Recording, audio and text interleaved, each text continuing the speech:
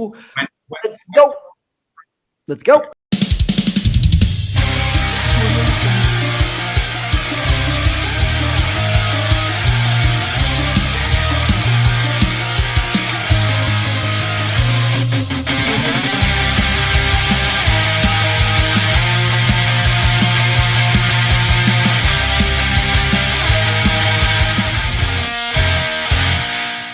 Recording?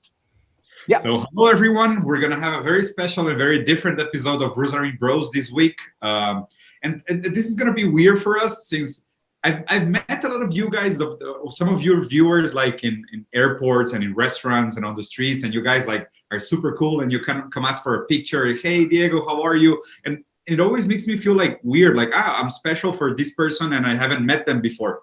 This is how I feel with Jared, which is kind of weird because like I spent so many hours watching videos from your past period of your past project.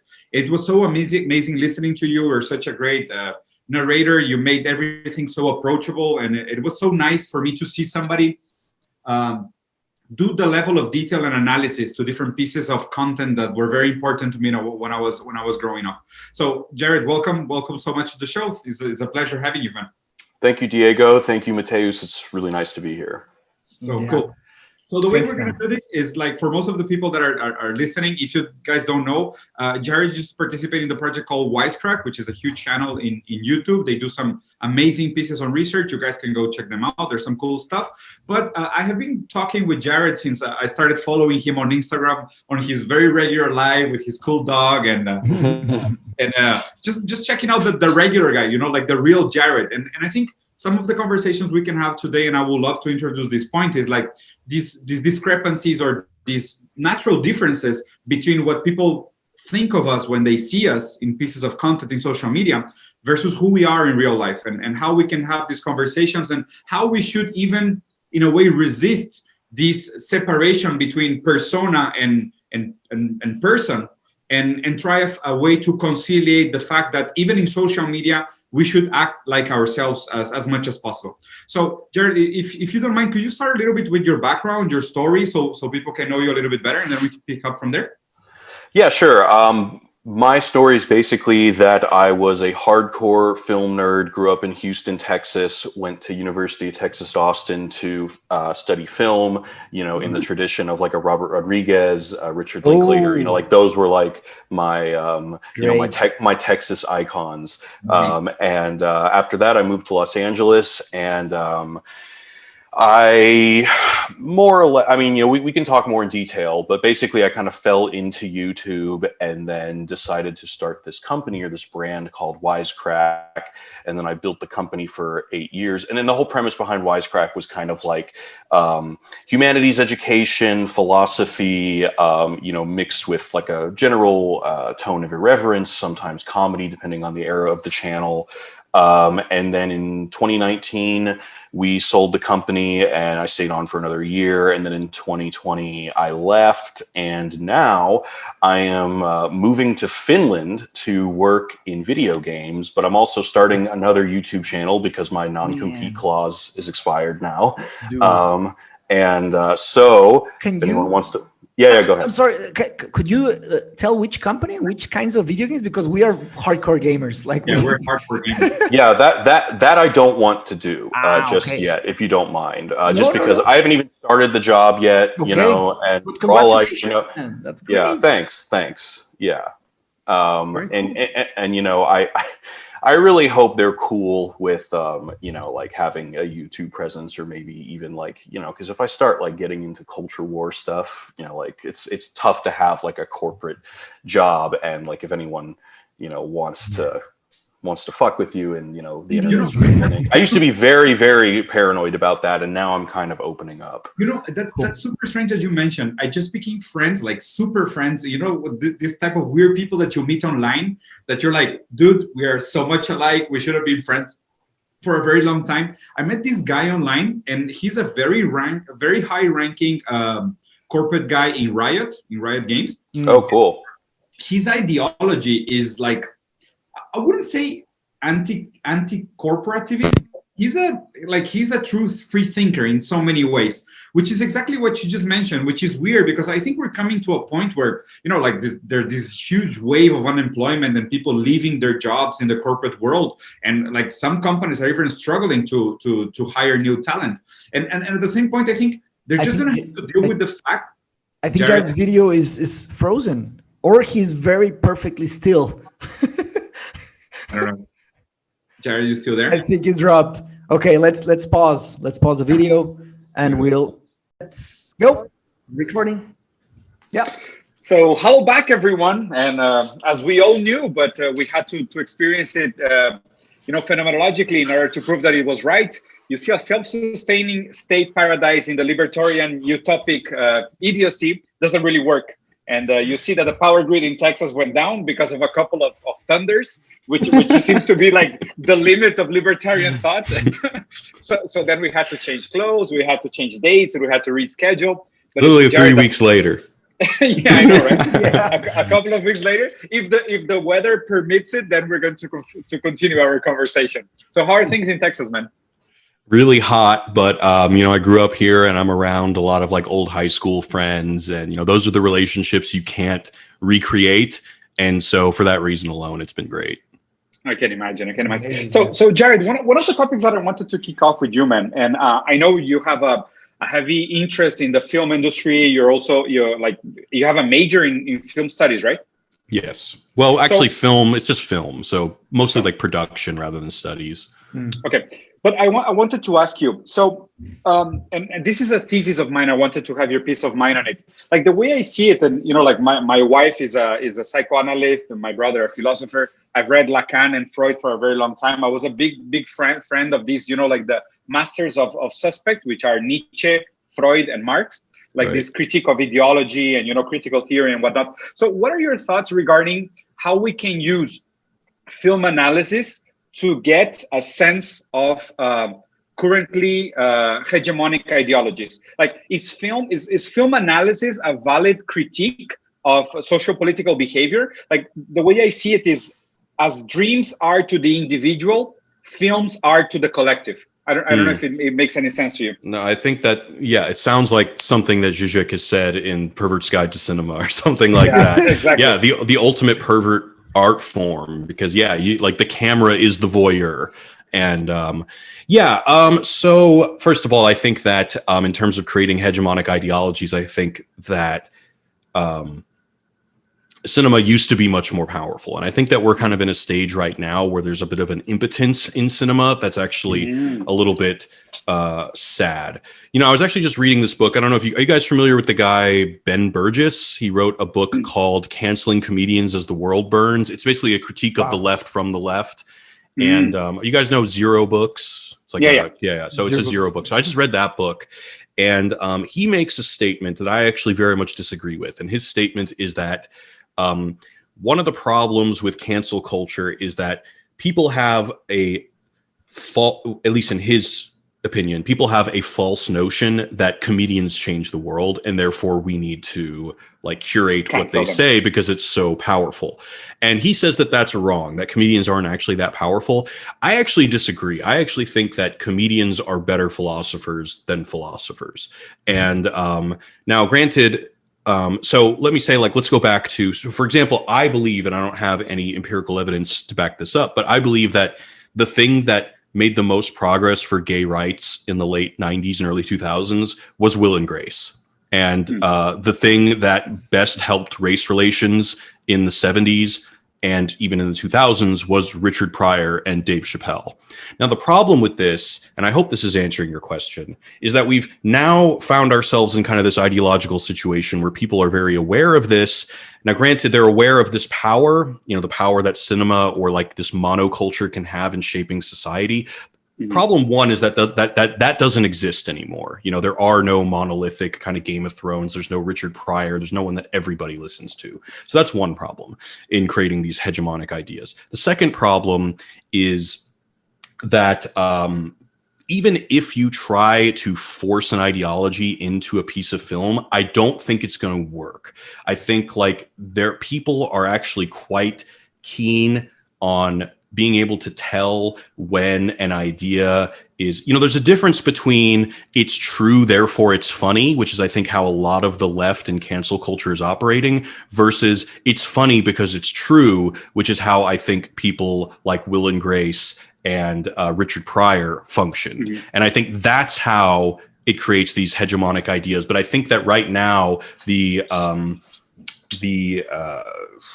what I call like the kind of manufactured attempt to kind of become a social engineer / artist is misguided and isn't going to work. Mm-hmm. So, Matheus, do you have any comment, or do you want me to? Yeah, well, I mean, we would have to ask, like, what is philosophy for, or what is philosophy, in order to agree with this comment that you made. Because on one side, I've read about popular articles that say like the new philosophers are the comedians, and I agree to a certain extent. But we would have to do some philosophy of philosophy to talk about that. Like, what is the goal of the philosopher? And there are many answers, right? It's a whole field. Like, if we take philosophy as the classic definition for Plato, like the systematic approach to questions concerning ethics, epistemology, metaphysics, logic, and aesthetics, then the answer would be no, right? Because the role of the comedian is much more of society, right? The sociology, not the philosophy, right? And that would be the difference there. I think the word philosophy, and we all know this, it has been used so widely and for such a long time, and really although Marx said that he thought, and this is an expression more than an argument, right? Like his expression is that philosophers up until now have only interpreted the world, and the idea would be to change it, right? Mm-hmm. But that's one person, right? Although he was a very good philosopher, I don't know if he can speak for the whole of the discipline and at the whole of the time, right? Mm-hmm. In many ways, I think the problem with philosophy today, and not philosophy, because academic philosophy is one thing, right? On the philosophical departments and everything, it's moving forward. But when it connects to the internet, the concept of philosophy connected to the concept of the internet, it really explodes. I agree with what you said on human rights. Perhaps comedy has made much more on human rights than philosophy. And I get this a lot from some of my students when I teach ethics, especially meta-ethics and normative ethics in Mexico. Imagine teaching this high theory, and then people go into the world and they see that the world is not like the theory, right? But that doesn't mean that we shouldn't stop doing theory. We need to understand, because if we want to change the world, we ought to understand it first. How can we change something we don't understand? So that's where I think the role of the philosopher is. And understanding it at a philosophical level, that would be for philosophers. Understanding it on a sociological level and even psychological, I think comedians are really killing it there. And I don't think they should be, even compared, limited in that sense. Well, Louis C.K., he made an argument. He made pre-Socratic philosophy live. He was doing an argument from Parmenides, and he was talking about his children. Like he was saying, like, well, it's a long bit, and I'm going to mess it up for sure. But I'll send it to you later. We can put it here. But essentially, he was doing an argument from Parmenides from 2,000 years ago, using it to express how young parents feel when they talk to their kids and they start asking philosophical questions and stuff. And that's great, and that really introduces some of the philosophy out there. But actually doing philosophy, it's something else, right? It's a different activity. Yeah, and I would love to. Sorry, go ahead, Diego.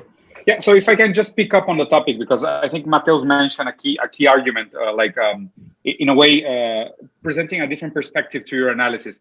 And I think Marx is key here. Like Marx said, no, like philosophers until now have just tried to interpret the world. The point is to change it. But what people mostly get wrong about this Marxist phrase or quote is that Marx was a fundamentally materialist philosopher. He was an anti-idealist, like he did the Hegel inversion, where he twisted dialectically the dialectics the other way around. So what he said is that first, in order to change ideas, we have to change the world first. The only way to change the world of ideas is to change the material world. So in that sense, if you go back to your perspective, like comedy shows did more for gay rights in the 70s than philosophers did. And like, we will have to go again into this analysis, this like Marxist analysis. Was the material conditions of the world in the right way for a show like that to even exist? And the fact that a show like that exists is what actually triggers the potential for those ideas to detonate the type of change that they were intended to create. Like, I think it's interesting always to juxtapose the necessity for material conditions to presuppose the pathway for these ideas to go to the public. And it's kind of like the egg or the chicken analysis, where you say, well, if the material conditions are right, then the ideas are actually going to trigger something. If the material conditions are not right, the ideas will be just screaming into the void. I don't know if it makes any sense. No, that makes sense. And I think that you rightly pointed out that I am making a materialist argument. I'm saying that the material conditions of the world are going to dictate what's funny and what's not, and not the philosophical ideas that people have that they then try to put into the movie.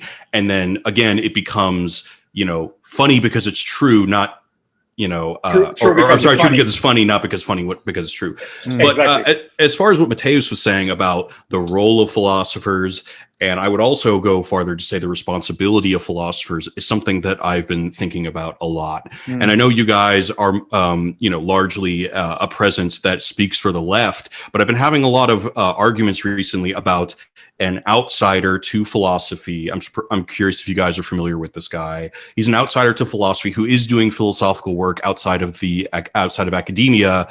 James Lindsay, do you guys know about him? No, I don't know James Lindsay. No. Okay. So he wrote this book called Cynical Theories, which is basically, he kind of creates his own genealogy of essentially like Foucault. It's very similar to what Jordan Peterson does, except he's actually putting in like the genealogical work of basically like Foucault and to some extent postmodernism, all the way up until like cancel culture. And so he kind of traces this genealogy, which is very controversial because, as many philosophers have rightly pointed out, you're either getting postmodernism wrong or you're getting Hegel wrong. And those are most of the criticisms that I've heard. But here's my problem about that idea. In most of the discourses that I've seen philosophers engage with this particular figure and figures like him, so maybe just think of Jordan Peterson, for example, oftentimes their counter argument is, well, he didn't get blank right, or he didn't get postmodernism right, he didn't get Baudrillard right, whatever. So my problem with that, and the problem I have with that, is that after that, the argument is shut down. He got it wrong, therefore the idea that he's putting forward is invalid. But that's a problem for me because, one, the idea that the masses, like everybody who has a stake in, the development of culture, which is basically everyone, they're ever going to have a detailed and nuanced understanding of Hegel, whatever that even means. Whatever that even means, Hegel is like, it's largely poetry. Let's be honest here, so that's not going to happen. So what I don't like about how certain people engage with Lindsay is that they say, oh, he tried to condense postmodernism into 3 distinct principles, which is wrong. And like, of course you can say that it's wrong because postmodernism by its very definition evades definition, I have this problem where philosophers will just point out the inaccuracy of attributing certain ideas to philosophers as if that in itself is enough to basically cede responsibility for the fact that these ideas, not unlike a certain virus, do mutate as they flow downwind.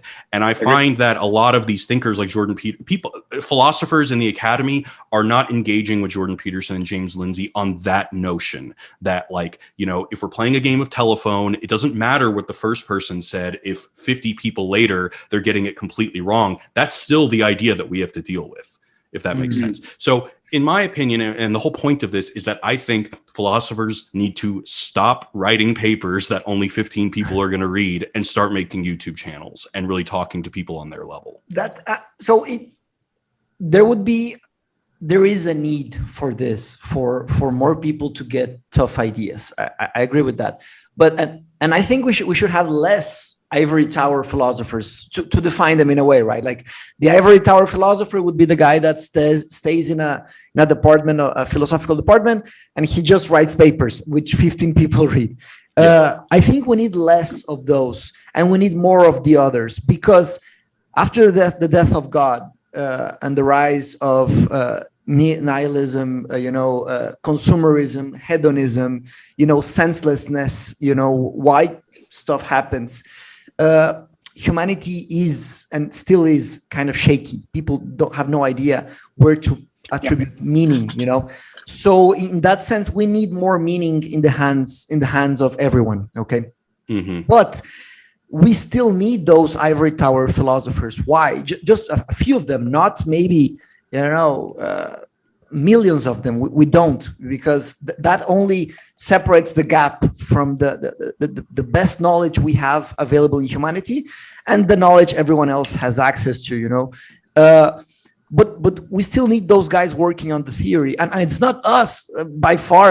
I'm talking about guys with PhDs and post PhDs, and they need to have those conversations. And the sad thing about this is that it takes years to get into the masses, like 300, 400 years. But for example, to cite one of the recent works in philosophy that really give me hope is the work from Derek Parfit.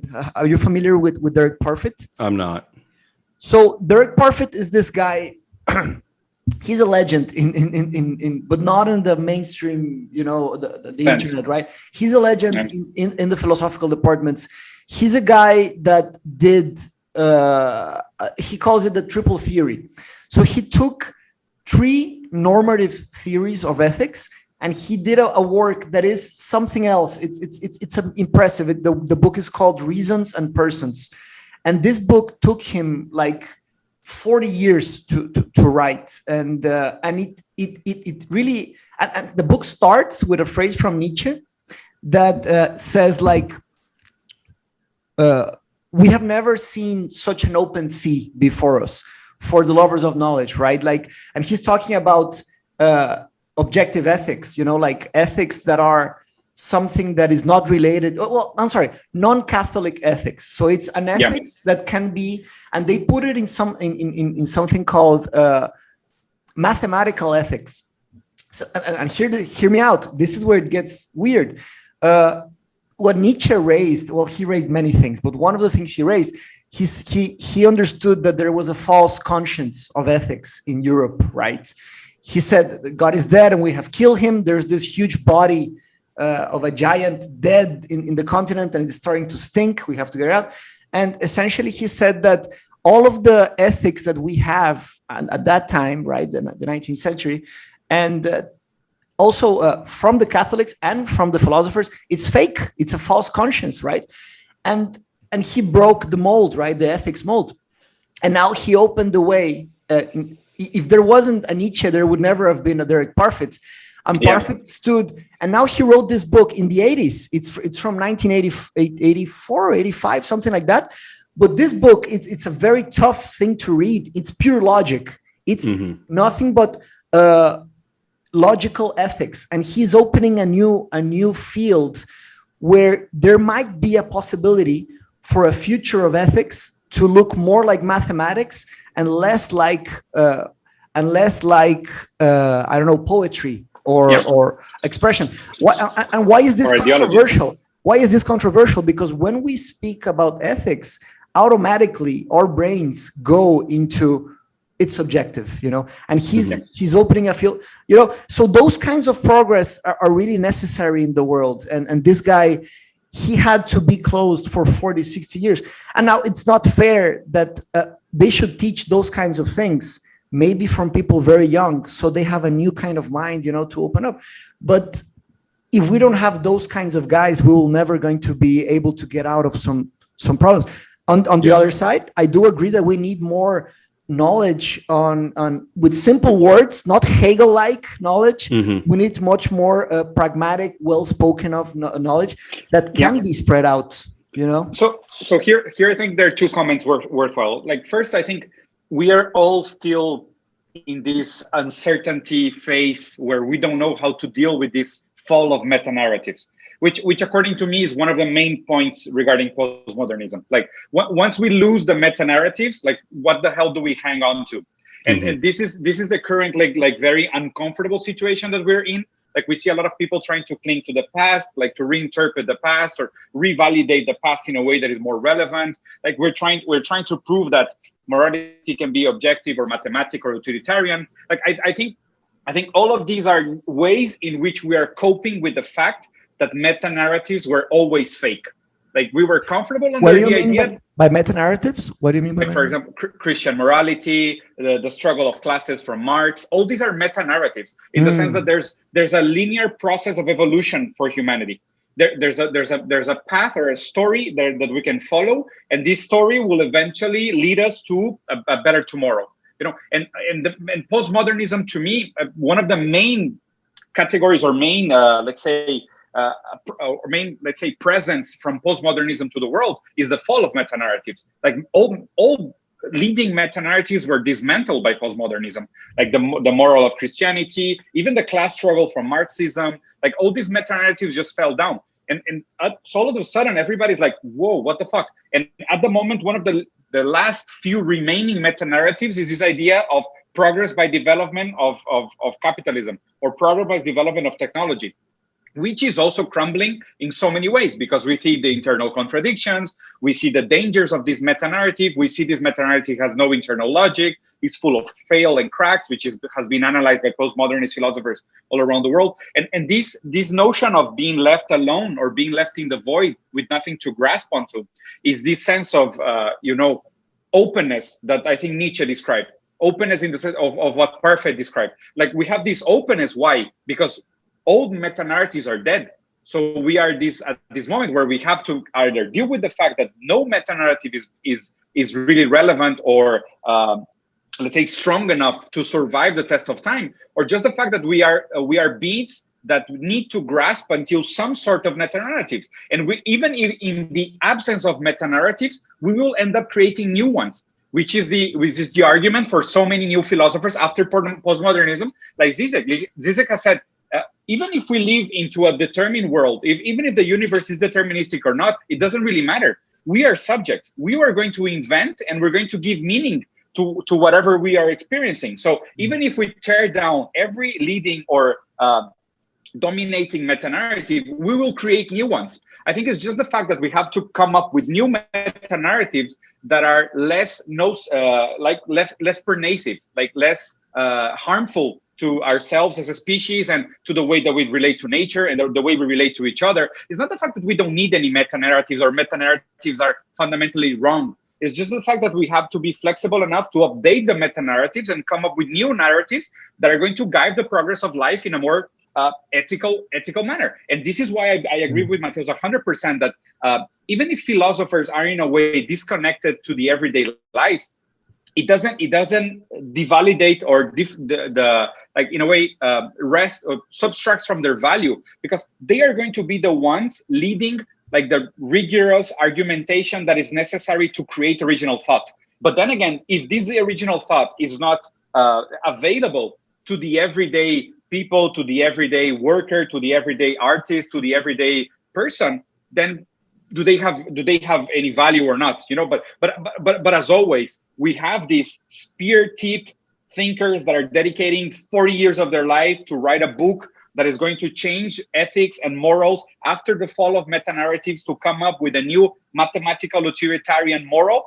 But then somebody has to do the work of actually implementing this new logic to systems, so they will wildly change our material conditions, and then the effects are going to be felt. Like this is my notion. I don't even think, like, because the interesting argument to make will be, will ever, like, you have to think about the fact that even comedians read, or even comedians get their inspiration from somewhere.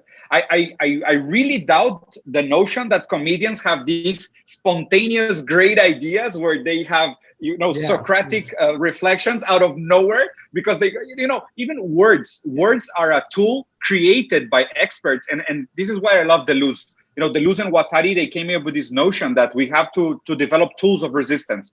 And language is a tool of resistance. Even when we create these powerful words like deconstruction, alienation, like anti-Oedipus, organs without bodies, like these concepts, these notions, they tend to permeate society in the level of a viral mimic behavior through language that will eventually create like this domino effect that will change everyone's mind.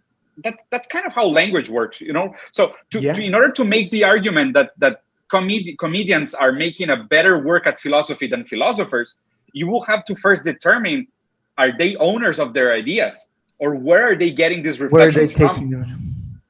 Yeah. So let me say that the points that you guys have brought up are valid, and perhaps I was definitely exaggerating a little bit when I say that academics need to stop writing papers. And I don't really believe that. I think that, obviously, there should be another Wittgenstein out there writing the Tractatus, even though no one may understand it for decades.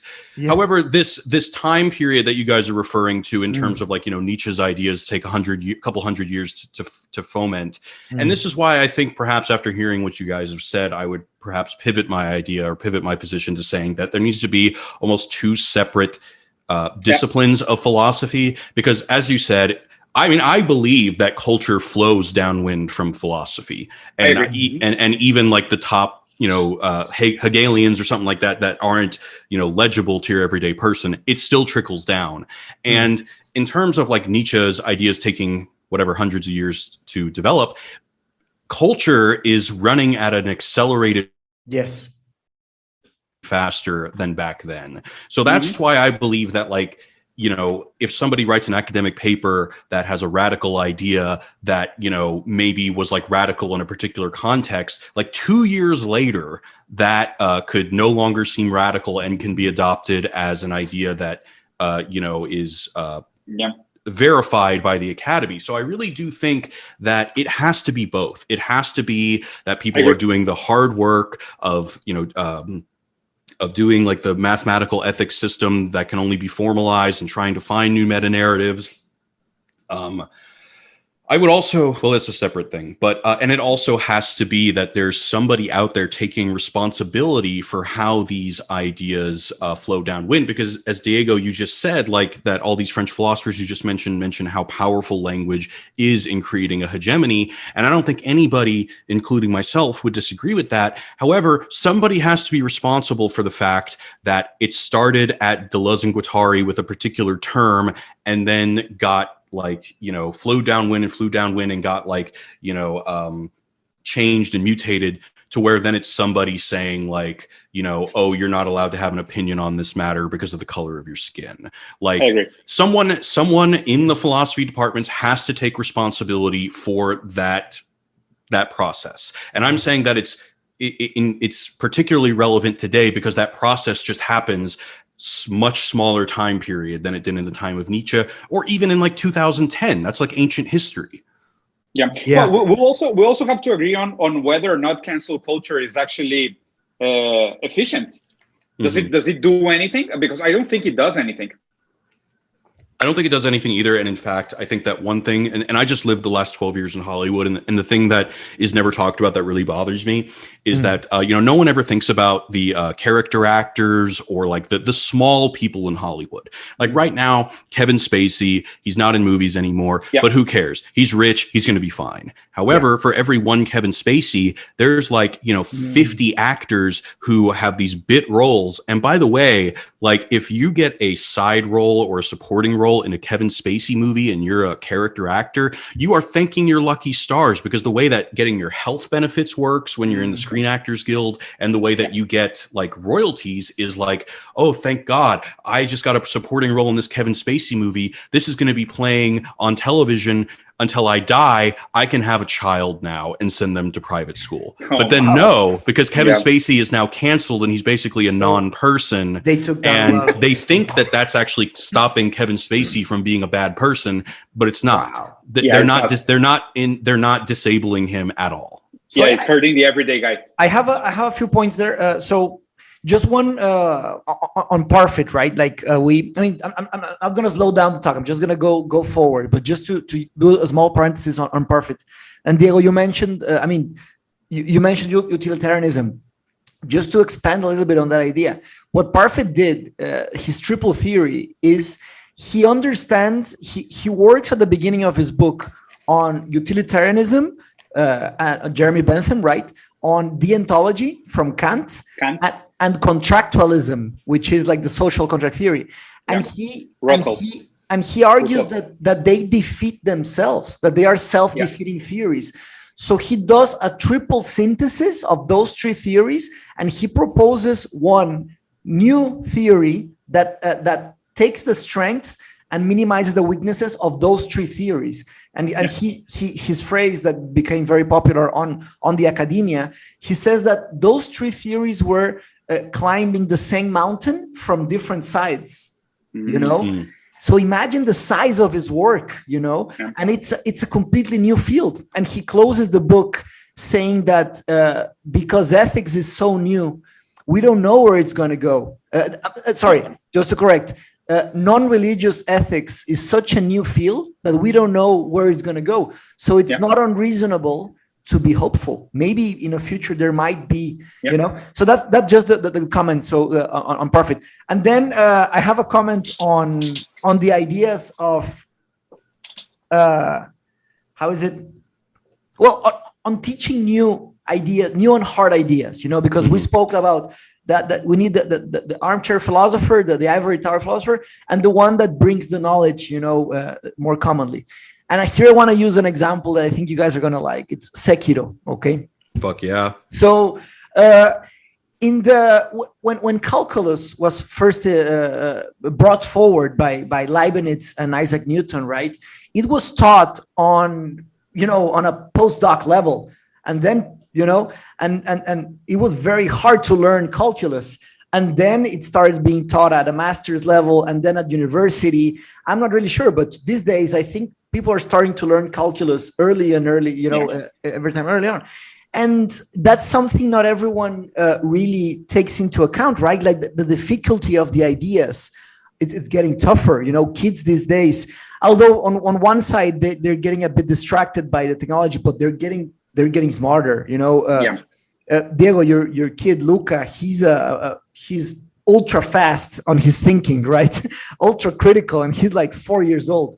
And so these tough ideas, and why I use Sekiro, because, dude, Sekiro won game of the year. Get good. Get good. That's your only option. There's no holding hands. Holding hands at all. Yeah. And I think that the fact that Sekiro won game of the year speaks louder than all of those other small games that are easy, you know. It speaks about a group of people that a big group of gamers that are saying like, look, give me a challenge, you know, take me seriously. Give me tough ideas. I don't want baby steps. This is what I absolutely love. And I think it's a great topic for us to pivot into something. And this notion that, you know, because like you said, Jared, in a way, and I agree with you 100%, it feels like culture is either getting stale, sterile, or powerless. Like we feel this lack of creativity everywhere. We just see reboots, prequels, sequels, spin-offs, like this, you know, and of course there's a heavy capitalist ideology behind it because people want certainty of success. They don't want creativity. Risks are they can be very unprofitable. So in a way, of course, the market steers towards profitability. This is normal because companies that survive are profitable. So for companies to ensure a certain level of profitability and success, they have to go for proven formulas. So it's much harder to take risk. But then again, this example of Sekiro, which I love, and I love the fact that still in some areas, because it's also highly arguable, video games are still much more creative and they dare to take some risks. And the fact that consumers reward those risk takers versus the Activision, Blizzards, EA, and all these shitty, like not soulless companies that completely sold out to the idea of corporativism are just like failing sequentially and nonstop is what gives me hope. And in the sense that, and I will return back to my original question, which triggered this amazing line of conversation. Can we still use the analysis of film, video game, anime, manga, cartoon, to have a sense on what's happening in society? Does it give us a glimpse? Like even this lack of creativity for me points towards something bigger. You know, like this sense of, you know, because it's almost impossible for me not to listen to Derrida and this idea of ontology. You know, ontology with a silent H is No, I don't know that. Derrida was a master of language, and he created this word where it was ontology, but ontology in French with an H at the beginning, so it's hunt, like hunting. So are you reading Derrida in French? Because I refuse to read him in English because I think there's no purpose. Yeah, no. It's impossible for me to read it in French. I read it in Spanish and in English. That's it. Okay. I would love to, but I've watched many videos and some texts about people that are interpreting Derrida, which really helps me understand it because it's a very complicated philosopher. But this idea of ontology is ontology with an H at the beginning, but then the H is silent, which for us in Spanish and Portuguese is very common. You know, for the H to have no sound. But then he creates this notion of dead ontologies which are from the past, and they hunt us, in a very spectral sense.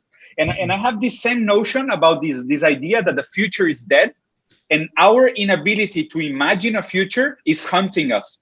And there are some little glimpses here and there where a future seems to be possible, as an alternative, as a crack in the armor, at something that is hidden behind all these layers and layers of bullshit and woke ideology or consumer ideology, which are the predominant type of ideologies.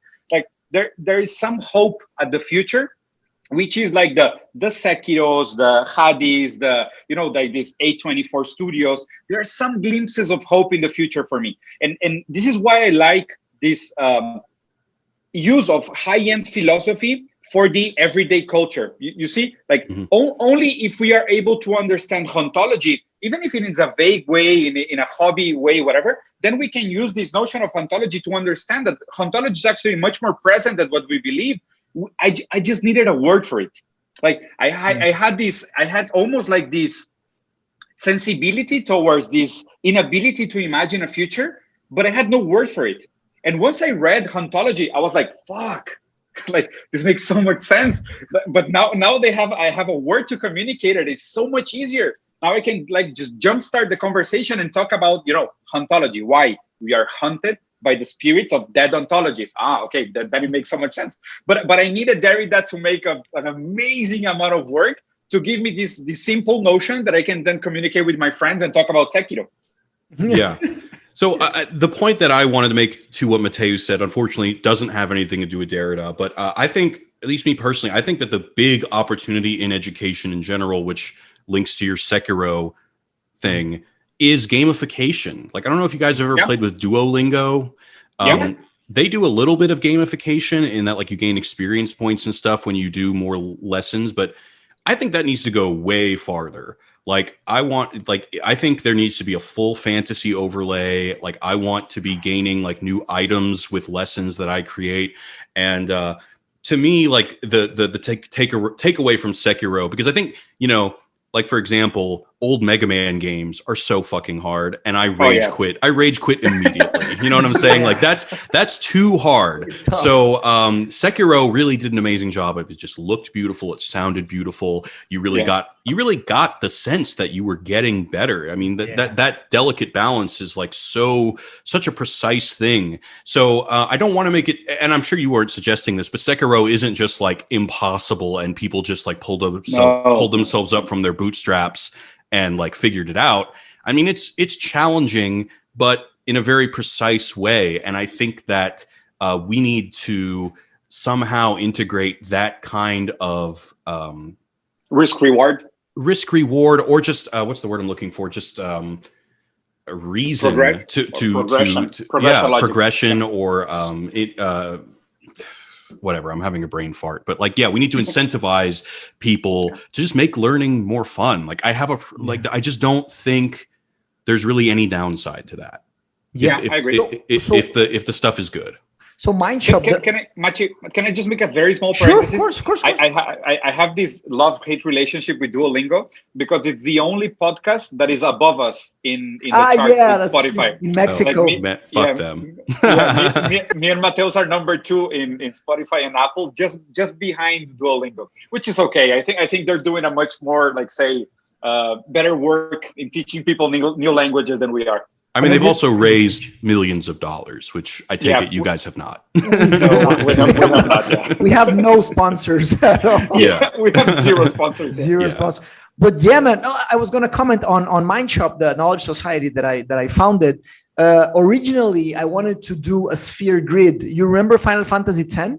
Oh, yeah. Yeah, I wanted each student to have a sphere grid. And actually, I'm doing that. I'm doing kind of a sphere grid. You know, every student has a cycle that studies 10 weeks of philosophy or mathematics or history. And then they go into a new sphere, set of spheres, you know, and that. I think that really, and we have some kind of experience points called neurons.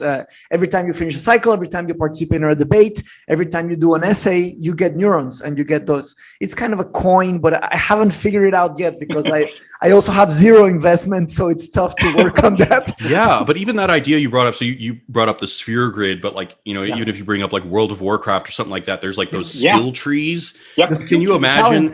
Can you imagine like an Amazon size education system where everyone has their own skill tree and there's just like all of these skills that you just level up? I mean, obviously the kind of totalitarian possibilities of that are scary, but just in terms of the gamification, the way to visualize your progress, I think would be really powerful. If only we didn't have to choose our passions for study based on survival, that would be awesome.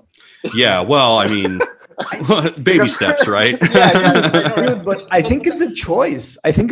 Like I was talking to Ernesto Castro last week, man. I interviewed him. By the way, do you know him? Have you ever heard of this guy, Jared? Is he related to Fidel? No, not. So the answer is no. He's a PhD. He's a doctorate professor in philosophy in a couple of schools in Spain. But the guy's a fucking genius. Like he's probably Mateo's age, and he's super smart, brilliant guy. He's younger than me. He's younger than you. That's fucking incredible. I always get like this almost pissed off effect every time I talk about him because I admire him so much, and I have learned so much from this guy. It's ridiculous. And he wrote a book about trap. You know, trap music. Mm-hmm. The philosophy of trap, which is incredible. Incredible. I'm gonna buy that. You have to. My dream project. My dream project is the Pervert's Guide to Rap Music, but I've actually spoken to Zizek and he said, I know nothing about rap music. And I'm like, I'll teach you, dude. Oh man, I've tried to contact Zizek a couple of times. He already replied to one of my emails. He said, I would love to talk to you, but life is shit and I feel really weak. And I was like, well, at least you just got to stay on top of them, but stay on top. Yeah. And then be very vigilant during the actual recording, because if you're not, he'll just speak at you and you won't get a word in. I know. That's true. Have you spoken with him? Yeah, I have. It was on our Wisecrack Patreon years ago. Nice. Oh, nice. Yeah. Wow. Yeah. Well, anyways, so Castro said... So you were taking Castro, yes. I interviewed him. I do philosophical interviews for Mindshop from time to time. And I interviewed him last week. And we spoke about this. And he said, like, dude, these days, like... going into the academy, doing something related to knowledge is essentially giving up on that other dream, which is pursuing money, pursuing yachts and stuff. Like there is no real way of making a massive, an excess of living income, pursuing those things. And I'm really aware of that. I kind of forgot about it along the way, but when I decided to leave the corporate world and go into philosophy, I made a choice, which is knowledge instead of money, and that's it. That sadly, we can't have the cake and eat it. It's it shouldn't be like that, but it is. We can't escape the fact. And going back to a point that was made a few minutes ago, that knowledge advances at a very slow rate. And culture and technology and politics are going at light speed, and that's an asymmetry that we are suffering every day. People are not really understanding how the things are happening these days. But in some departments of philosophy, they're doing a very slow progress that's going to take years to come to us, Hegel said it. Hegel said it. Philosophy always arrives too late. That's why we have the owl of Minerva can only see. That's why, like, philosophy is always late. But I don't think it's an issue in the sense that I think this like you said, Matheus, like this unproportionality or this lack of proportion between asymmetry between application and thought. As we're seeing it in technology as well. We see practical technology advancing at a much faster rate than theory. So things are working that we don't even understand why they're working. So I think regardless, we still have to do the hard work of arriving too late and saying, guys, let's be careful with vigilance capitalism. Or let's be careful with these ideas of pull yourself by your bootstraps, because we're putting them in place and enforcing them before we even understand if they're right or not. But we still have the responsibility to think about them, to stop them before it's too late. That's why. Like, I think the only reason why we still need to keep up this pursuit of knowledge, unbiased, unpolitical pursuit of knowledge, is just a matter of responsibility, like Jared was asking for in the beginning, just so we can stop ourselves before it's too late, because we don't know. Practice works much better than theory. Right. And I think really when I was bringing that criticism up, I was bringing it up in the direct context of philosophers engaging with thinkers that they don't like. That I think, like, if they were maybe a little bit more specific about their criticisms, then like they could actually find some valuable knowledge within these thinkers that they don't like. But so one other thing that I'm going to say, so you mentioned just like the lack of creativity within film. I mean, it's rare that I'm an optimist, but I will say that, that creativity is on YouTube now. And that's why I'm returning to YouTube. And that's 100%. That's why I'm like now comfortable in the fact that like, okay, my legacy isn't going to be on the silver screen like my heroes were, not like Kubrick was. It's going to be on YouTube. So what are your plans, man? Tell us a little bit about what would you like to do? What directions would you like to take? What creative ideas arouse you? Like, where's your mind at? I have a couple live ideas for videos. First of all, I enjoy doing stuff like this. So I'm hoping to have conversations with people like you guys, as well as other thinkers, and like do some like book reviews. That's kind of like the deep dive nerdy stuff. There are like a handful of videos that I have ideas for.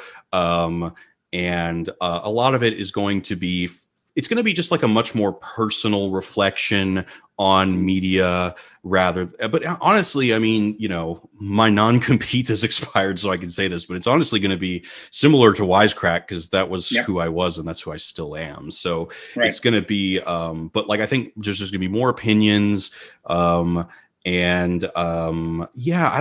don't really know. I'm really, and part of it's going to be travel vlog, because I'm moving to Finland and I'm looking to, give a perspective for an American living in a Nordic country. I think that'll be potentially interesting. I don't have grand plans other than I'm excited for it to be a hobby, and I'm excited to, I have a couple of video ideas in my head, but they're mostly like things that I could have done at Wisecrack, but just adding more personal subjectivity to it. I have a question that is related to this. Could you tell us a little bit about 8-bit philosophy, man? Because I really can't express how much I love and I loved 8-bit philosophy. Same. It is one of the things that I can clearly state that it was one of the things that really got me into, going deeper into philosophy. It's one of those things that brings tough ideas into the mainstream. Practical manners. Yeah. The concept. Well, is there any particular question you have? Do you want me to just kind of tell you the story, tell me the story. How did it begin? How were you involved? How did it work? Yeah. So this was after Thug Notes. And then basically, we had one hit, and then the business idea was then to try to like scale that. So if we already did literature, can we also do philosophy? And then really we chose philosophy only because it was something that I thought I could do. Like, I don't really have the temperament for math, science, computer science. Okay. Philosophy was just something that I felt like I just was genuinely interested enough in to really get right. So we went to philosophy, and this was around like 2013, 2014. I mentioned this on the live stream, but it was like it was a time when the 8-bit aesthetic was very cool. People had like Game Boy, iPhone carriers and stuff like that. And like there was, so really, I mean, I just thought that, like, okay, I'm a gamer. I love old games. I'd love to take advantage of the fact that I love to talk about games on a platform that's mostly dominated by gamers. So mixing those aesthetics was a lot of fun. And like at the very beginning, it was cool. Like we would be very strict about stuff like, you know, we're only going to do like certain philosophers with certain games. So for some reason, we always did Plato with Zelda. And for some reason, we always did Sartre with Final Fantasy. And for some reason, we always did de Beauvoir or anything feminism related with Metroid. Yeah, exactly. So yeah, I mean, it was a lot of work. And honestly, the reason why the show ended was honestly because it was just too much work and too much money. But really more the too much work part, because it looked tough to do something like that, kind of technical. Well, I don't know. I mean, basically we were kind of like puppeteering sprites. So like the assets had to exist. So like, honestly, my process with that, I would go to there's this channel on YouTube called World of Long Plays, and it's basically just this really awesome library of pretty much almost, and they upload like 10 videos a day, and it's the entire video games played from beginning to end. Nice. And so I would just like scroll through these games, literally looking for single assets of like, okay, we can download this ROM to this game and we can get that cool spaceship, you know? So it was like, it was kind of a nightmare, but also like fun, because I'm just looking at video games all day. But and the results were amazing. Like, to be honest with you, like I am a big fan still. And I think Wisecrack was one of these first channels where I saw and I became immediately addicted to. And I was watching like pretty much every video that you guys put out. I was in love with the idea.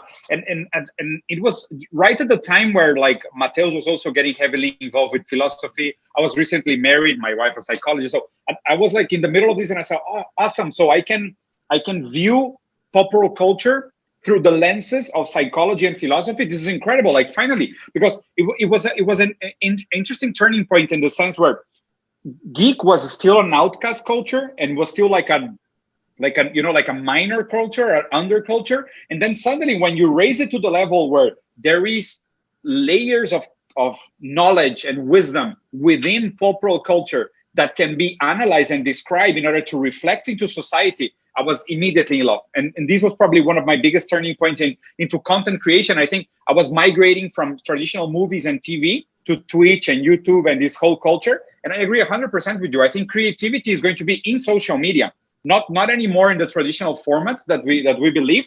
But also I think that the challenge will be, like you said, how do we find enough economical sustainability for people to be able to follow their dreams into creating content for these new platforms and not have so many failure in the processes? Because, you know, like the market itself is regulated by success, and success is still mainly regulated by mainstream consumption habits. So you have to either find your niches that are going to be able to survive by solo monetization or some sponsorship deals. Otherwise, you're going to die in the creative process where nobody either understands you or you don't have enough economical support. Because I think even economical support, it tends to, like in a very Chomsky analysis, no, like newspaper, like somebody has to pay for the paper and the ink.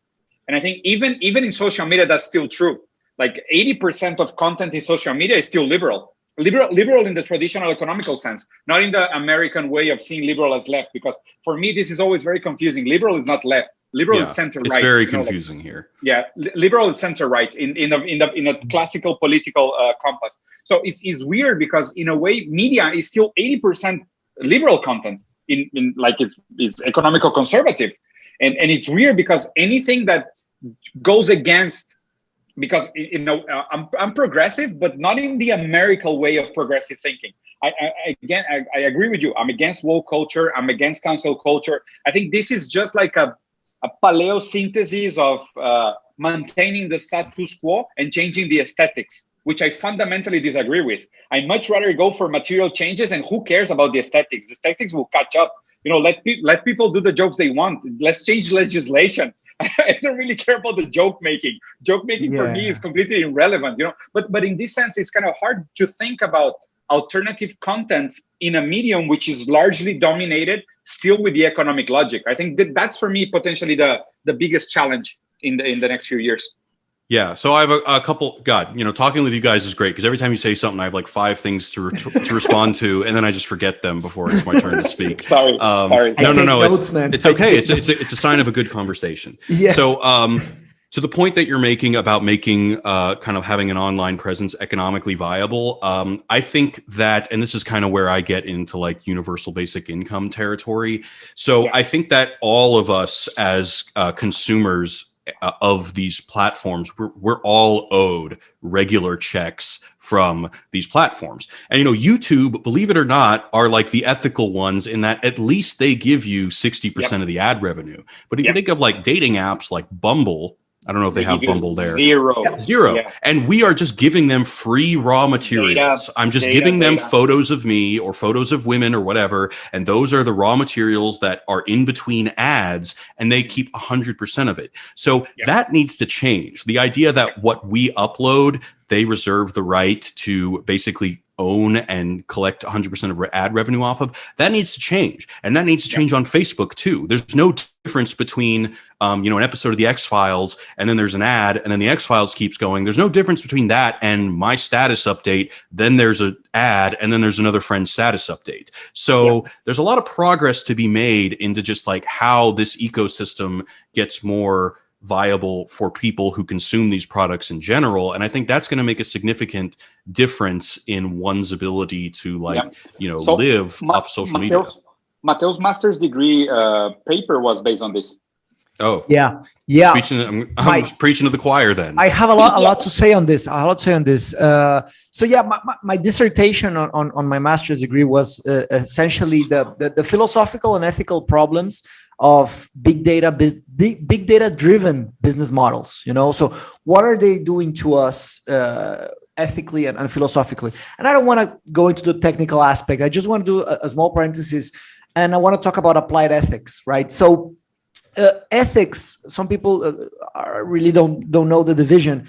Ethics has 3 subfields. You have meta ethics, which are the questions that talk about the nature of ethics, the reasons of ethics, like the roots of ethics, right? Then the normative ethics is like the theories we do, the ontology, and then the applied ethics is this aspect you mentioned. So we have medical ethics, we have bioethics and technological ethics. So in the and this is very important, in the 20th century, there was this experiment called the Tuskegee experiment. It was in the United States. You've heard about it, Jared? And it's essentially. Yeah. It's a massive one. But I mean, I just to do a real quick recap. It was an experiment on syphilis, where they took people that were African Americans and they they had the cure for it, but they wanted to study the long-term effects of syphilis. Right? This is completely. This is a nightmare, unethical. Right? Completely unethical. This was on 1932. It's not so long ago, right? And the field of medical ethics was not big at all. So because of these problems, so the ethics really got into it and grew, So and now we have strong. Strong. We would have to define the word strong, right? But there is a growing field on medical ethics. Now this is happening again on technology. This precise problem you're mentioning, there's one author especially good at it that you might be interested, Jared. Her name is Shoshana Zuboff. I read the whole book. It's a very impressive piece of theory. It's very impressive. It's sociology, right? It's sociology. It's not right, but essentially she's raising the issues that there's this problem that people are the company is like the Wild West. It's so new. Yeah, fast. She goes as far as to liken the big tech's kind of colonizing of our mind. She likens that to European colonization. And that's I mean, it's a radical thought, but I don't, it's something that I'm like, maybe there's something there. Man, it's scary, but maybe true.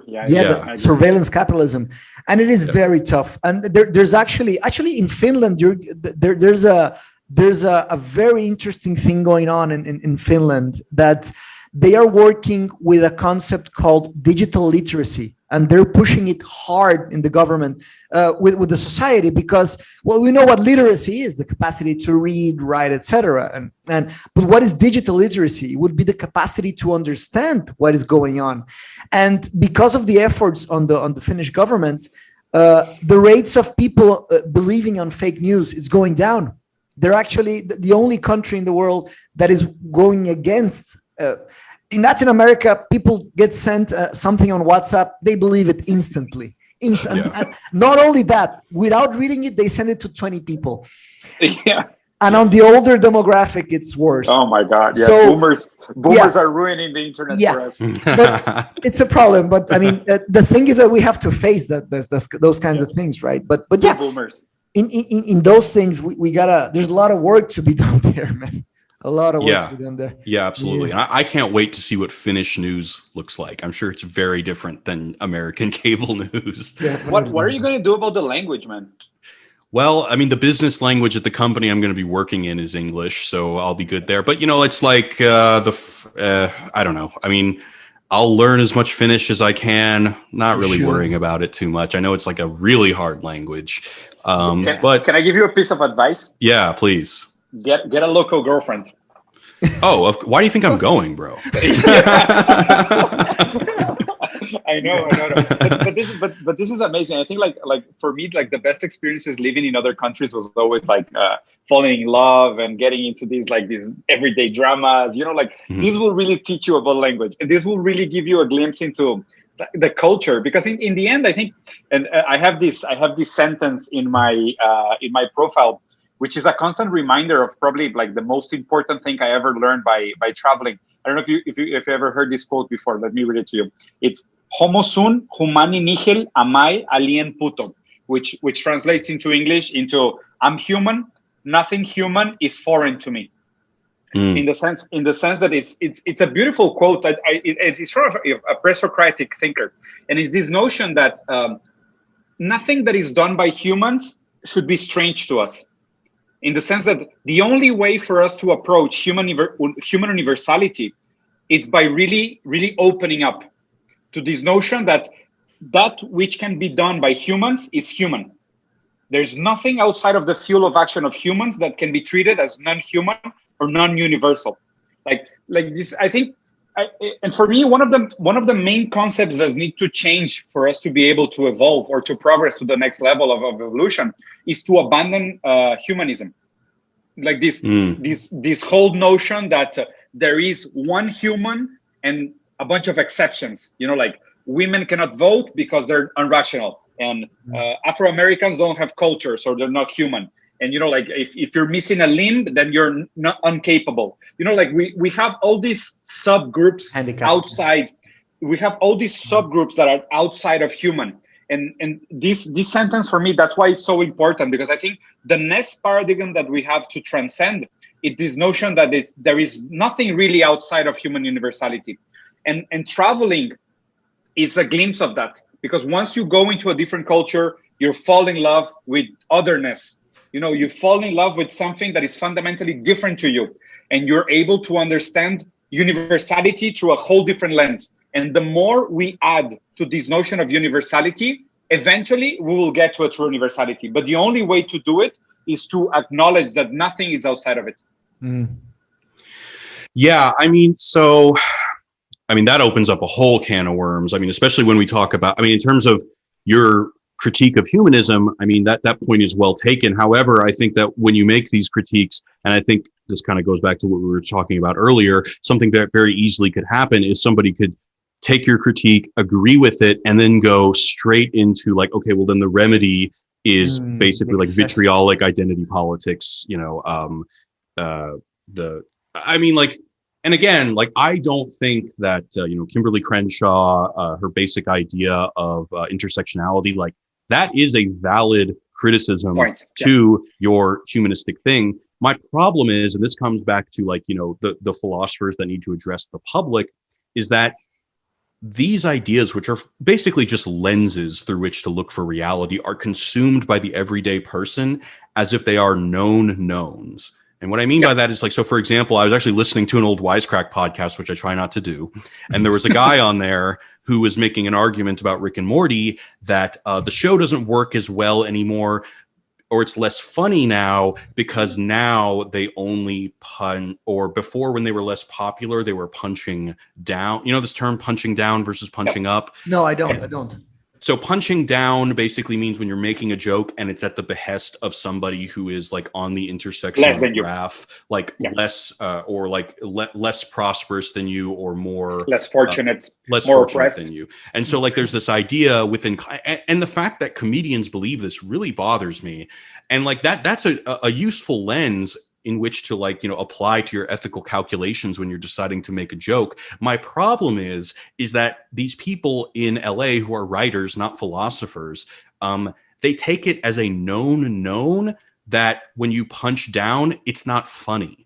And that I disagree with. Like we can be as ethical and moral as we want, but if we're pretending that like, oh, you know, the academic consensus is out and it turns out when you make fun of fat people, it's not funny anymore. That's bullshit. You know, no, it is funny, but it's still unethical. It's unethical, but we need to address the problem by being true. And that's why I agree that cancel culture doesn't work. Like I think people need to start making the separation between what's funny and what's right.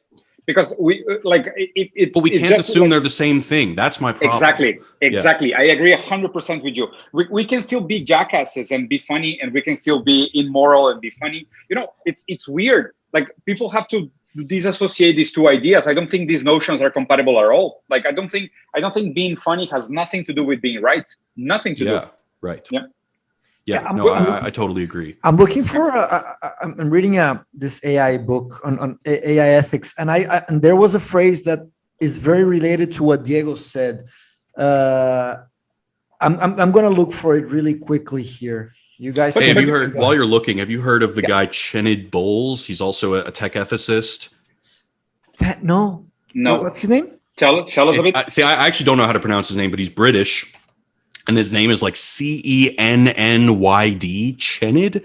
I don't know. Oh, and his last name is Bowles, Bowles. He has a book that I think is just called Tech Ethics or something like that. Tech Ethics. But that book is, that's the book that I recommend to people who are trying to get into it first, because it's a little less exaggerate. I don't know if you would call Zuboff exaggerated, but it's definitely a little bit more even keeled than Zuboff. Okay. But I really like that guy. And I would recommend, if you guys are on LinkedIn, I would follow that guy, because his whole shtick is that he basically creates software that it awakens people's sense of tech ethics. Like that's, and so I really like his work. So here's a phrase. It's well, I'll do it quickly. So he says, the philosopher Luciano Floridi, he's an Italian tech ethicist. He says, helpfully reminds us of several other developments in history that threatened to diminish human dignity, or so people feared. He mentioned how Nicholas Copernicus, Charles Darwin, Sigmund Freud, and Alan Turing, each in their own way, dethroned humanity from an imagined universal centrality, and thus destabilized the prevailing and long-held anthropocenic view of nature. So Absolutely. Just to be quick, Copernicus showed that we are not at the center of the universe. Darwin showed that we are not at the center of the biosphere. Freud showed that we are not at the center of the psychosphere, or space of reason. And Turing showed that we are not at the center of the infosphere. And and then he goes on that these cumulative blows weren't easy to take. The first two in particular, and they were violently resisted. And this resistance is still going on in many ways, right? But it's there. The arguments are out there, you know. So I agree 100%. That's why, like currently in academia, you can get funding to do anything that is transhumanist, but you don't get funding to do anything that is post-humanist. Which is of course interesting, because, you know, like people have this hardship to abandon this human exceptionalism. Like this notion that still, regardless of the length at which you look at the world, humans are at the center. And I love this quote. I think this quote, Matthew, was actually built upon the quote from Freud, because Freud was one that did the quote with the first 3 steps, but he didn't add Turing. You know, Freud said, Copernicus proves us that we're not at the center of the universe. Darwin said we're not at the center of the world. And I'm proving that we're not even at the center of ourselves. And then somebody added Alan Turing, which makes so much sense. It's this Italian philosopher. It's called Luciano Floridi. He's very good. He's very good. But it's interesting that this quote, it's an evolution on the quote from Freud. Yeah, because definitely. Freud was the one to say that we're not even at the center of ourselves. And again, I think this relates to the, and I hate to talking about postmodernism because it has been so misinterpreted all over the place. And I think but what does that mean? Well, yeah. well, I'm kidding. I'm kidding. Yeah, but it's rightly being interpreted in many ways. Yeah. But it's a fair criticism. Like what It is the a fair responsibility? criticism. Yeah. What is the responsibility of creating ideas that are going to be widely misinterpreted? But isn't this the story of ideas? Nietzsche was taken out of context. Marx was taken out of context. Like pretty much every philosopher was taken out of context. But hey. But we have but I guess my argument is like we now have the kind of at least technological infrastructure and tools to potentially remedy that. Do we? Wait. I mean, look, I don't have an exact plan, but I am saying that, like, a philosopher who spends half of his day writing his, academic paper and spends the other day on his YouTube channel, or on Clubhouse or whatever, just, spreading these ideas to the public. That's all I'm saying is like, there should be incentive, and it should be part of the program. If you can expect somebody to, write a 500-page paper, you can also expect them to build a YouTube channel. That's all I'm really saying. So 2 comments really quickly. First of all, I don't really get into postmodernist philosophy because I feel there's a big hubris aspect to it because we are in the 21st century. It's very tough to understand. It's too early. Like the classics didn't know there were the classics. The moderns didn't know there were the moderns. It's only in retrospective that we can see, That's why I love the history of philosophy, because we have some test of time. We don't know which arguments are going to survive. Arguments are a battle, it's coherence, the fight for truth, to understand what is true. It's very hard to see today. So that's why I don't get, that's just one parenthesis. And the other, I completely forgot the other thing I was going to say. So I see your point. My point, I don't think that any technology is ever going to fix the Owl of Minerva problem. But I do think that, because of Wisecrack, for example, there are a lot of 20-something-year-olds who don't study philosophy and know who Baudrillard is. Yep. And that's just like the distinction between what technology allows us to do and what it didn't before. I agree 100%. I think that's the good part of it, because in a way, I love this notion that we have this level of responsibility that we can assume to show people that there are viable lenses to which they can look at the world. There are different lenses at which people can look at the world. That for me is more than enough. It's more than plenty in order to break this hegemonic idea of left and right or wrong, black and white, which is ridiculous. That idea, I'm sorry, that idea that there are different lenses, like that needs to be shouted from the rooftops, because I can't tell you how many people are, like in America, I doubt there, but all the rage is this critical race theory conversation. And I'll see people who are on the left, they post these memes that basically say, we have to let critical race theory into schools because people need to know the real history. And this person really thinks that critical race theory. Could you just? Well, that's. I would like to, because it's a hard thing to describe. Go ahead. Okay, so it's like it's a tradition of legal theory that basically looks to study that, in any given case, there are certain prejudices against Black people, there are certain prejudices against women, but you can only really describe the prejudice of the situation within the legal system by understanding that this person is both Black and a woman. So a Black woman basically suffers from unique structural issues that a Black person or a white woman would not necessarily. And that is correct. And that is something that we need to investigate. Now, is that, and so I don't really want to go into the critical race theory conversation. The point is that this person who is not involved in philosophy and is just a nice guy that I like, he has a very strong opinion.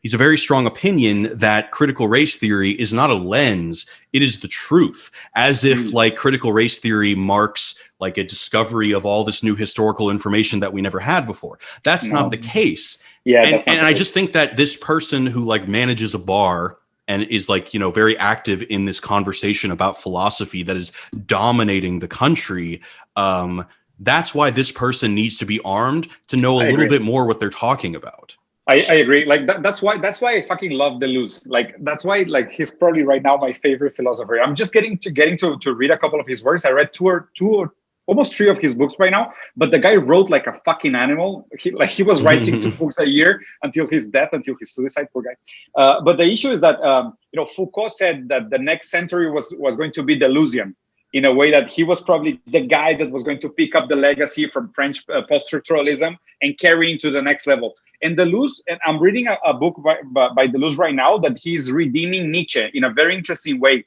And one of the things that he said, and which I love about this notion, is that he said that we moved past the idea that we were to reach an objective reality about the world, and then into Freudian analysis and Adorno, Horkheimer, and this critical theory where we had subjective view about the world.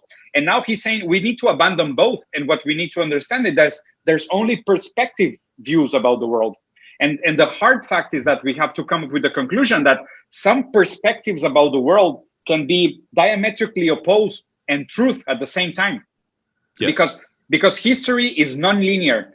Because, like we have so many things wrong and biased about our understanding of the world. And what we need to strive for is this perspectivist approach where, critical race theory is a lens to which we can view the history, but it's not objective truth about history. This is wrong.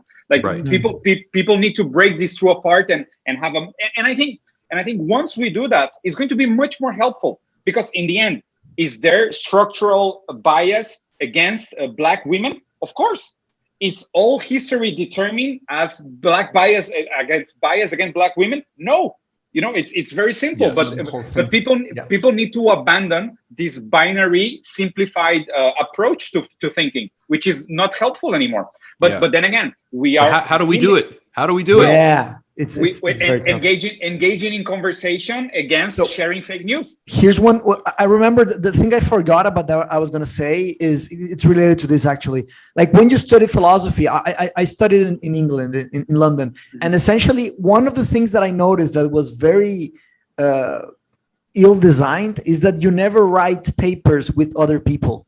All of the work, you always write by yourself, and it's only you writing, and there's no project, there's no collaboration at all. Of course, there's conversation, but there's no projects that are done collaboration. And I think that only when you start, critical thinking has a lot to do with critical writing. If you understand how to write critically and critical theory. For sure. But I mean, if you only do critical thinking and writing by yourself, you're not really engaging with the ideas.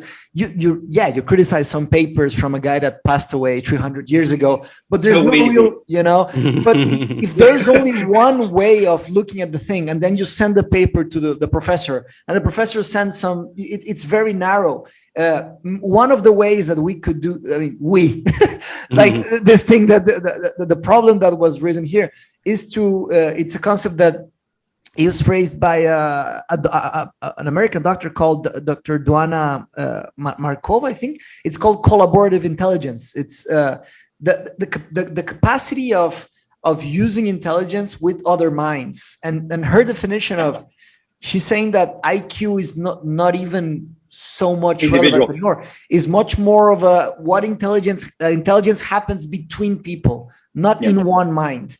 And I think there's some coherence to that, Deleuze used to refute the idea that he said there is no individual, there is only subject and his relationship to society, which is a very and I agree. I think that's why I'm becoming a post-human. Like I think we were always post-human, but we're just noticing. And the fact that we're resisting post-human ideas, it's almost nostalgic. You can't ignore the story of power, the history of power, because... In what sense? Like, we just had a guy that went to space a few weeks ago, Yeah, a couple of guys. Yeah, and how many... Bezos and Branson. How much applause did that get, So if you think that... Not as much as you will expect. But on the power structures, there's people that are very hyped about this. But why do you say this either confirms the notion of the existence of the individual or devalidates the notion that there is no individual, only subject and society? Because no, I'm not talking about the truth. I'm talking about what's happening. Like they hold the doors and they hold the keys. And essentially, even, I mean, Bezos donated $10 billion to make an Earth fund, you know, but it's still him, you know, that he can donate everything, all of his money, but it's still going to be a human being doing that. It's still going to be an individual. And that's the problem I see. Like, I say the history of power, because the history of power, we spoke about Copernicus and Freud, and that was a long time ago. And what are we seeing in the world still? You know, the individual and the power. Yeah, I think individual ideology still rules.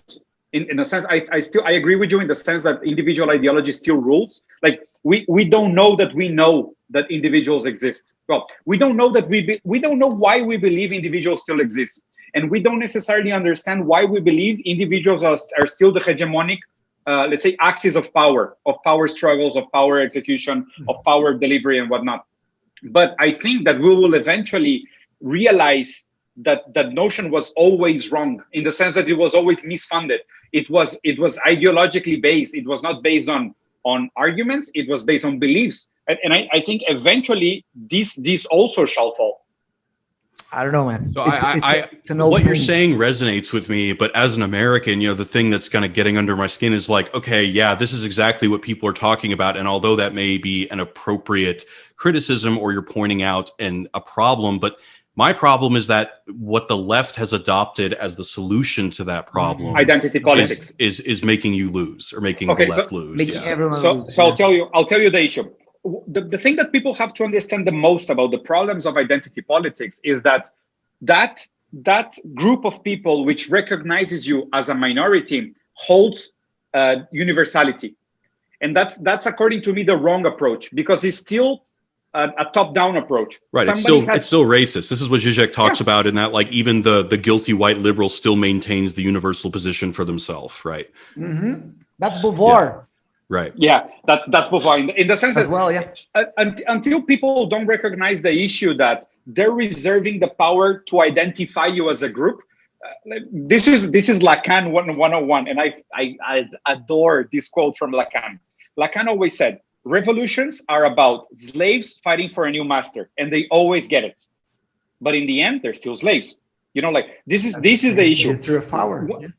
Like, if people still, and of course, come on, Jared, you have to recognize it with me.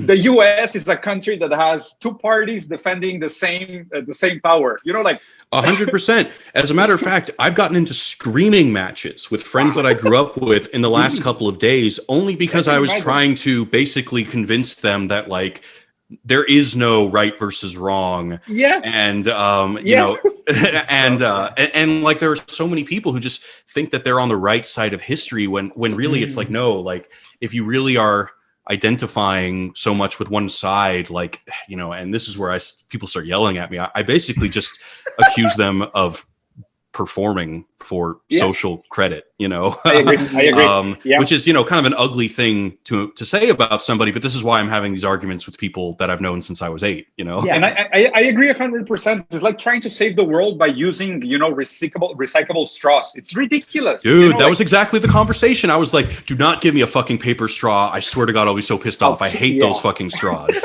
Yeah. You know? So we're in the same side, man. I think that's why we get along so well. Yeah, there's like 60% of the population in global poverty, and like you're gonna tell me to stop using paper straws. Like, give me that's fucking ridiculous. It's just virtual signaling. That's why. And it's just like, it's just service for the limousine liberals, because they think that they're doing enough and they can sleep well at night. Yeah. Never mind that, never mind that Bezos could 100%. Solve world hunger by himself. He just doesn't want to. And we can't even get together behind the idea that we need to force him to.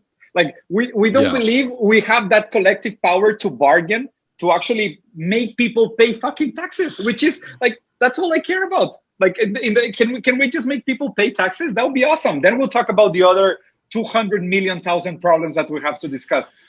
Yeah, I agree. However, I think there's another problem in that if you look at Bezos's tax returns and why he doesn't pay any taxes, it's basically because he's pointing to all these industries and saying, hey, I could like destroy these industries with a click of a button, but I'm not doing that, so you don't make me pay taxes. Really? Yeah. Oh, So yeah. what really needs, because like, I mean, even like when I was on my Wisecrack stream, I was talking about the difference between YouTube ad numbers and television ad numbers. And a lot of the reason that those television ad numbers are so high is because there's a huge corporate bureaucracy that has existed for decades of like, you know, people with desk jobs that are, you know, working just to sell advertising on television, you know, because YouTube is a new industry, like literally just from getting an ad sold onto a YouTube channel is now like 2 jobs rather than like 400. You know what I'm saying? Like, so like it needs to be I mean, in my opinion, it needs to be the case that Bezos should destroy all those jobs, but we need a universal basic income that he funds to like, you know,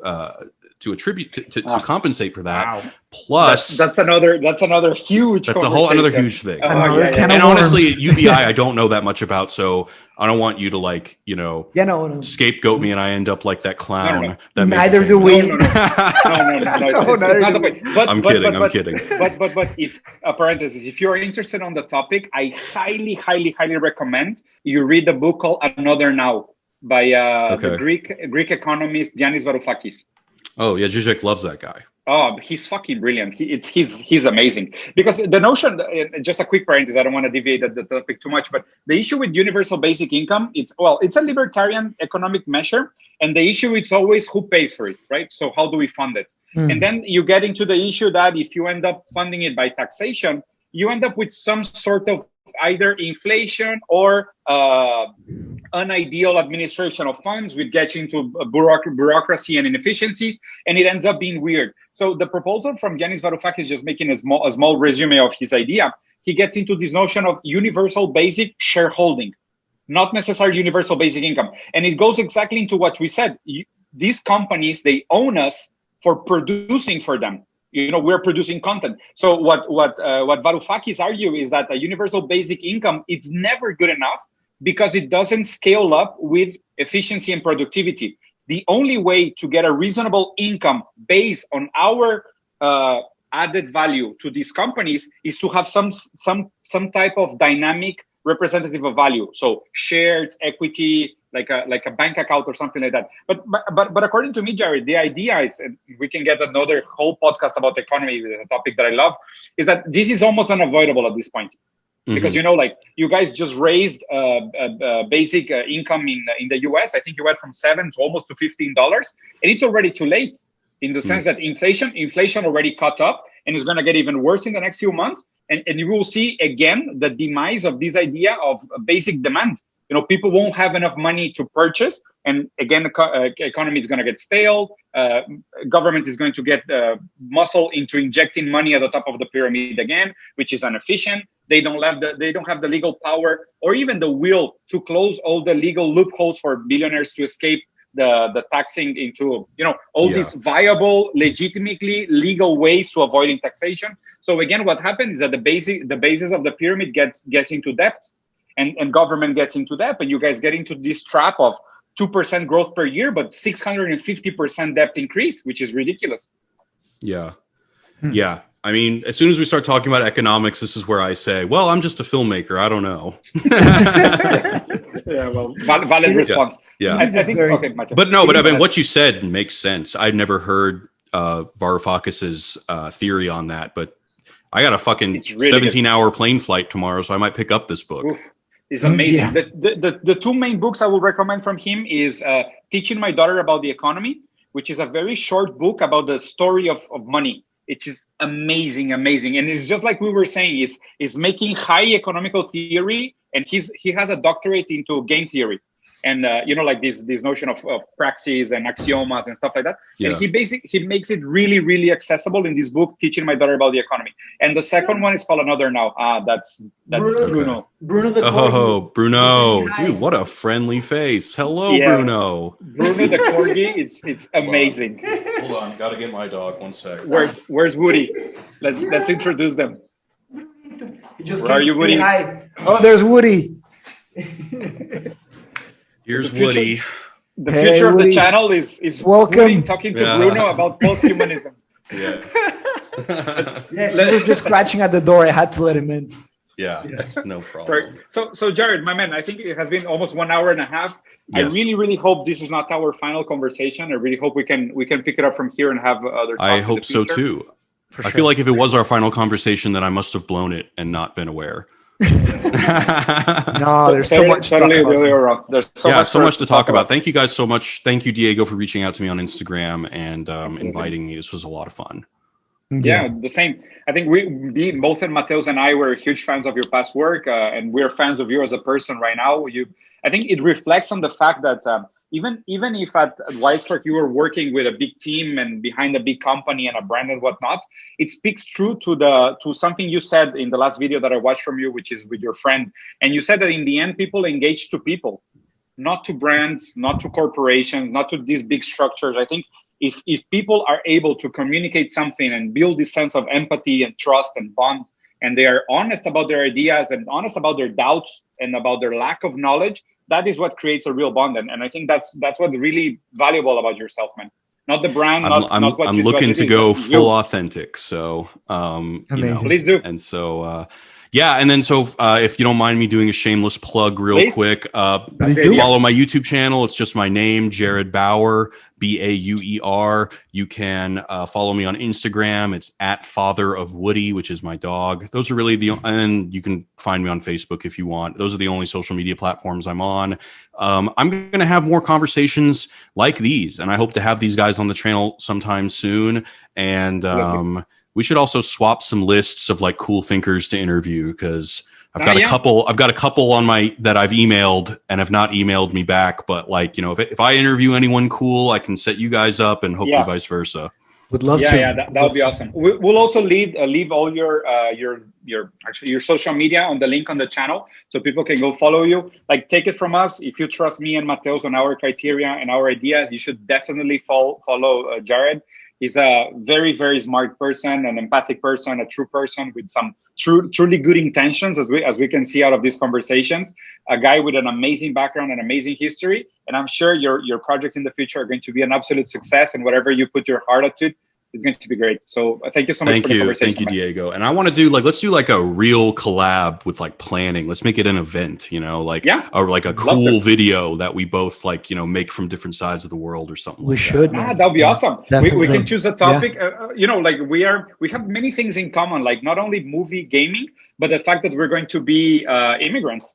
Yeah. And we're going to be experiencing the world from a different point of view in a different geography. So I think there's a lot we can convey, and like maybe get some essences of how this affects our personality and how we should teach people to be more open toward different ideas, which is absolutely necessary at this stage of history. Absolutely. Yeah. Cool. Yeah. And of course, if you guys are ever in Scandinavia, hit me up. Dude. We will for sure. So I'm applying. If you're ever in Mexico, let us know. Yeah, I will. I'm applying to a second master's, so maybe in the near future I'll be in the UK. So I would definitely love to. Hell yeah, that would be so cool. That would be so cool. Friend, all right, have Jared. a great flight tomorrow. Yeah, thanks, Mateus. Thanks, Diego. Have a good day, guys. Goodbye.